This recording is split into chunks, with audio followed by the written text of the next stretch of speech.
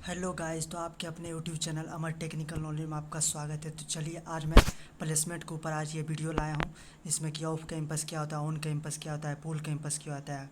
क्योंकि आप लोग भी इंजीनियरिंग कर रहे होंगे, तो अगर कंपनी आएगा प्लेसमेंट कैसे होता है, ऑन कैंपस क्या होता है, ऑफ कैंपस क्या होता है, नहीं जानते होंगे तो ये वीडियो देख लीजिएगा, तो आपका डाउट सारा क्लियर हो जाएगा। तो चलिए आज मैं ये वीडियो स्टार्ट करता हूँ।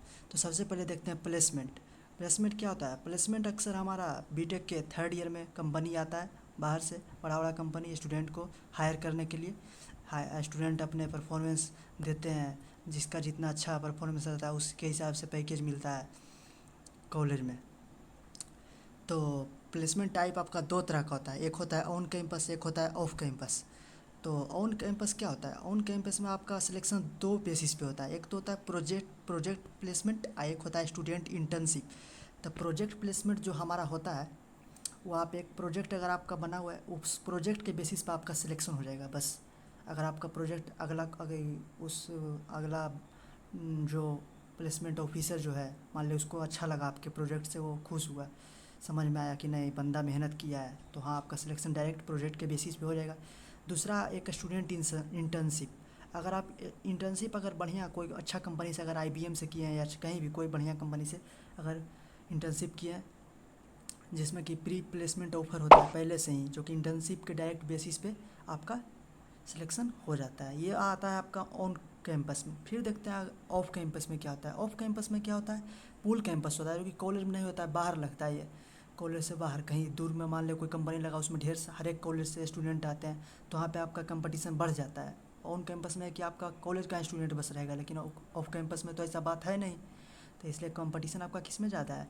ऑफ कैंपस में ज़्यादा है। इसलिए आपको मैं यही सलाह दूंगा कि आप ऑन कैंपस में ही आप निकाल लीजिए, ऑफ कैंपस से बचें, क्योंकि ऑफ कैंपस में आपका सिलेक्शन थोड़ा सा मुश्किल है। देख रहे हैं यहाँ पे कंपटीशन आपका ऑफ कैंपस में बढ़ जाता है। ऑफ कैंपस में वहीं बैठेंगे। ऑफ कैंपस में कौन बैठेंगे? जिनका बीटेक, जो बीटेक पास आउट है या जॉब कर रहे हैं वही बैठेंगे। लेकिन बीटेक जो कर रहे हैं उनको दोनों बेनिफिट है, ऑन कैंपस में बैठ सकते हैं, ऑफ कैंपस में बैठ सकते हैं। चलिए एक एग्जांपल के मदद से कुछ समझते हैं हम लोग। मान लिया 8 लाख स्टूडेंट इंजीनियरिंग कर रहा है, ठीक है। 3 लाख को जॉब मिला, 5 लाख को जॉब नहीं मिला। तो कॉलेज स्टूडेंट है, उसका तो ऑफ ऑन कैंपस भी द्वार खुला हुआ है, ऑफ कैंपस भी द्वार खुला हुआ है। लेकिन जो पास आउट है, जॉब कर रहा है, उसके लिए क्या खुला हुआ है? बस ऑफ कैंपस है। तो उसके लिए कंपटीशन थोड़ा सा टफ हो गया। ऑन कैंपस उसका है नहीं, क्योंकि वो तो बीटेक कर नहीं रहा है, वो पास आउट है। कंपटीशन उसके लिए ज़्यादा है। इसलिए मैं इसीलिए आप लोगों को सलाह दूंगा कि आप क्या चीज़ में बैठिए, ऑन कैंपस में बैठिए। ऑफ कैंपस थोड़ा सा आपका मुश्किल है सिलेक्शन, इसलिए must try on on campus placement. Success rate आपका किस में ज़्यादा है? ऑन कैंपस में, ऑफ कैंपस के मुताबिक। सपोज एक और एग्जांपल देखते हैं।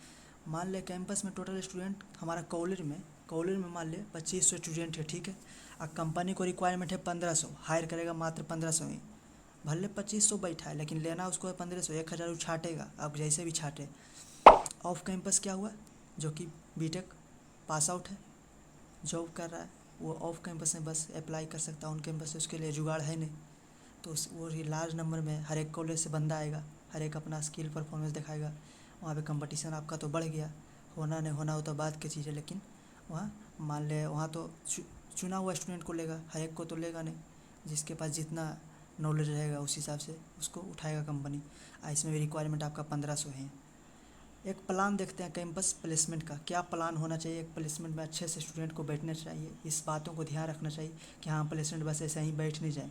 इसके पहले ये सब जान लीजिए, तभी ये बैठिए प्लेसमेंट में। ऐसे बैठने से आपको फ़ायदा नहीं है। तो सबसे पहले जो आपका प्लान होना चाहिए प्लेसमेंट में बैठने के लिए, वो होता है आपका स्किल।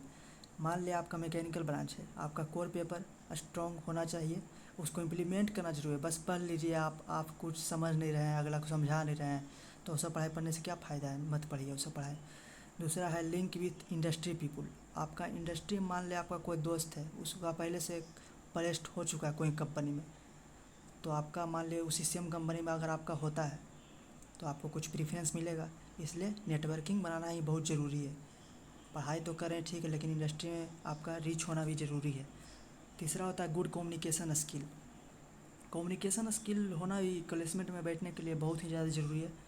कॉलेज में तो बहुत सारे स्टूडेंट हैं, बस एडमिशन ले लिए हैं, इंजीनियरिंग कर रहे हैं, सीनियर से कैसे बोलना चाहिए, टीचर से कैसे बोलना चाहिए, ये नहीं जान रहे हैं। तो ऐसे आपका सिलेक्शन नहीं होगा। लाख आप जानते हैं बहुत कुछ, लेकिन कैसे किसके साथ बोलना चाहिए ये नहीं जानते हैं, तब दिक्कत हो जाएगा आपको। कम्युनिकेशन स्किल मतलब इंग्लिश आपको अच्छा से, क्योंकि आप प्लेसमेंट में उसी का होगा जो इंग्लिश अच्छा से बोल सकता है, अगला को समझा सकता है, आपकी बातों को अगला समझ रहा है, अगला भी आपकी बातों को समझ रहा है, दोनों होना चाहिए दोनों तरफ से। चौथा इंटर्नशिप, अगर इंटर्नशिप आप कहीं कोई भी अच्छे कंपनी से अगर आप किए हुए हैं तो आपका सिलेक्शन थोड़ा सा आसान हो जाएगा, जानेगा कि नहीं बंदा के पास नॉलेज है। इंटर्नशिप वैसा कीजिए कि आप करिए और अगला आपको पैसा दे, ये नहीं कि बस पैसा दिए और इंटर्नशिप कर लिए, क्या सीखे नहीं सीखे उससे मतलब नहीं, आपको तो बस सर्टिफिकेट मिल गया। तो ऐसा इंटर्नशिप करने से कोई फ़ायदा नहीं है। मैं यही सलाह दूंगा, आप वही इंटर्नशिप के लिए आप अप्लाई करिए, आपके पास नॉलेज है। अगर आपको आपके नॉलेज से अगला आपको लगता है अगला को कि हाँ इसके पास बंदा के पास नॉलेज है, नहीं एक इंटर्नशिप मेरे साथ करने के लिए अच्छा रहेगा, तो हाँ उस टाइप में उस समय आपको ले लेगा। आपको जैसा इंटर्नशिप रहेगा, जैसा कंपनी है उस बेसिस आपको मंथली स्टाइपेंड देगा, तो उस टाइप का इंटर्नशिप करिए। ऐसे बस सर्टिफिकेट लेने से कोई फ़ायदा नहीं। पाँचवा आपका है बॉडी लैंग्वेज। बॉडी लैंग्वेज आपका बहुत ही ज़्यादा मायने रखता है प्लेसमेंट में बैठने के लिए। ऐसा ही नहीं कि सूट उठ के आ गया है बस प्लेसमेंट में बैठ गया कि हाँ फॉर्मेलिटी करना है, सब प्लेसमेंट में बैठा है तो चलो हम भी बैठ जाएंगे, तो ऐसे करने से फ़ायदा नहीं है। चेहरा पर स्माइल होना चाहिए कि नहीं हाँ अगला समझे कि नहीं बंदा के पास नॉलेज है, कुछ एग्रेसिव है कुछ बताने के लिए, हाँ कि मेरी बात तो हम जो पूछ रहे हैं ये फटफट जवाब दे रहा है, तो हाँ उस कंडीशन में आप बैठिए। ऐसे बस बैठने से कोई फ़ायदा नहीं है। छठा आपका है टीम वर्क। टीम वर्क ही बहुत ज़्यादा इंपॉर्टेंट रखता है आपका प्लेसमेंट में। टीम वर्क और कैसा स्टूडेंट के साथ रखना चाहिए कि हाँ जो पढ़ने वाला है, 4 स्टूडेंट है, चारों पढ़ने में धांसू रहे। ऐसा नहीं कि बस कॉलेज में कहीं मार हुआ तो दौड़ गए, हाँ सब मिल के कि चलो चलो मार हुआ, पढ़ाई के नाम पर जीरो, तो ऐसा टीम वर्क बनाने से कोई फ़ायदा नहीं है। ऐसा बनाइए कि समय पर फ्यूचर में हमको काम दे, कि हाँ 2 चीज़ उससे पूछे तो वो हमको बता दिया, हम पूछे थे तो वो हमको बता दिया। ऐसा होना चाहिए आपका टीम वर्क। सातवां आपका बिहेवियर। बिहेवियर बहुत ही ज़्यादा इंपॉर्टेंट रखता है, सबसे बड़ा चीज़ प्लेसमेंट में बैठने के लिए। कहीं भी आप मान लें कोई भी कंपनी में आपका जॉब लग जाता है, सपोज़ आप अच्छा से मतलब बोल नहीं रहे हैं सीनियर के साथ, कैसे रिस्पेक्ट करना चाहिए सीनियर के साथ, क्योंकि बिहेवियर बहुत ही ज़्यादा इंपॉर्टेंट है। काम आप बहुत कुछ जानते हैं ठीक है, सीनियर्स को जैसे जैसे बोल रहे हैं ऐसे होगा उससे होगा, आप कर लीजिए हम नहीं करेंगे, तो उसे करने से नहीं होगा आपका सिलेक्शन हो जाएगा मानते हैं, लेकिन आपको उस टाइप से बनाना पड़ेगा, डील करना पड़ेगा। मान ले हम कुछ कम जान रहे हैं, अगला वो ज़्यादा जान रहा है, तो आपको थोड़ा सा झुकना पड़ेगा जानने के लिए कि हाँ उससे हम सीख लें थोड़ा सा कुछ।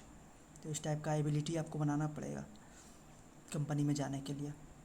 इसीलिए तो मैं ये प्लान लाया हूँ कि कैंपस में बैठ जाइए, ये सब नहीं जानिएगा तो आपको बहुत ही आगे प्रॉब्लम फेस करना पड़ जाएगा। आठवां आपका न्यूमेरिकल एबिलिटी, रीजनिंग और मैथ। ये प्लेसमेंट में बैठने के लिए ये सब आपको स्किल ज़रूरी है। न्यूमेरिकल एबिलिटी होना चाहिए, रीजनिंग जानना चाहिए आपको, मैथ। नौवां आपका है प्रोग्रामिंग, जिसको कोडिंग बोलते हैं। इसमें एक लैंग्वेज, कोई प्रोग्रामिंग लैंग्वेज आप सीख लीजिएगा जिसको कोडिंग बोलते हैं, जावा हो, पाइथन हो, C++, कोई भी अच्छा से सीख लीजिएगा तो आपको, क्योंकि कोडिंग से क्वेश्चन वो लोग बहुत दागते हैं, बहुत पूछते हैं कोडिंग से। जानता है कि प्लेस में बंदा बैठा है तो कोडिंग कुछ ना कुछ ज़रूर जानता होगा, ऐसी तो बैठ नहीं गया होगा। इसलिए तो गाइज आप लोग प्लीज़ मुझे कमेंट करके बताइएगा आप लोगों को ये वीडियो कैसा लगा, क्योंकि मैं बहुत दिन से ये वीडियो लाने के लिए सोच रहा था, लेकिन टाइम मुझे नहीं मिल रहा था कि ऑन कैंपस क्या होता है, ऑफ कैंपस क्या होता है, पूल कैंपस, क्योंकि कंपनी में बैठिएगा ये सब चीज़ का नॉलेज अगर आप लोगों के पास नहीं होगा तो दिक्कत हो जाएगा। इसलिए तो मैं ये वीडियो लाया हूँ। तो गाइज कमेंट करके मुझे ज़रूर बताइएगा क्योंकि आप लोग को ये वीडियो कैसा लगा। अगर आपने हमारे चैनल को लाइक नहीं किया, शेयर नहीं, सब्सक्राइब किया तो प्लीज़ मेरे चैनल को जाकर लाइक शेयर एंड सब्सक्राइब कर दें। Okay thanks.